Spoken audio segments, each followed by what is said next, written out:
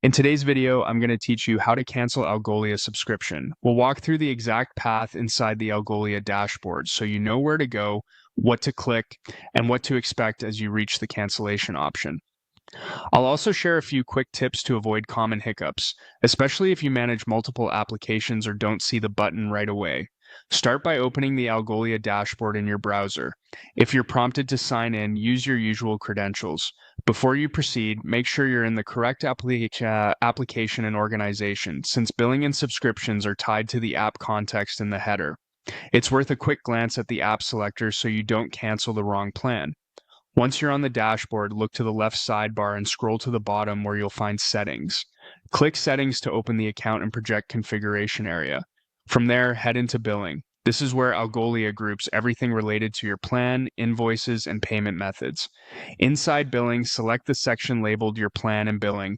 This is essentially your billing home base. Next, choose Overview. The overview page summarizes your current plan, usage, and charges, and it's where the cancellation option becomes available. On the overview page, look for the panel labeled My Current Subscription. This panel shows the name of your plan and often includes the next billing date and any add-ons. In this same area, you should see a Cancel Subscription option. That's the control you use to initiate the cancellation. When you click it, Algolia may show a confirmation step or a brief questionnaire. Follow the on-screen prompts to finalize. If you don't see the cancellation button, it typically means your user role doesn't have billing permissions or your plan is managed under a custom agreement. In that case, ask the account owner to perform the action or check with Algolia support. A few quick notes before you finish. Cancellation usually takes effect at the end of your current billing period rather than immediately, so your service may remain active until then.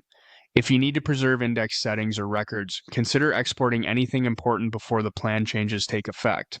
Also double-check any production integrations that rely on your current plan's limits, as those may change after cancellation. And that's it. Go to the dashboard, open Settings, navigate to Billing, choose your plan and billing, open Overview, and in My Current Subscription, you'll find the Cancel Subscription option to complete the process. Thanks for watching, and I hope this helped you cancel confidently and cleanly.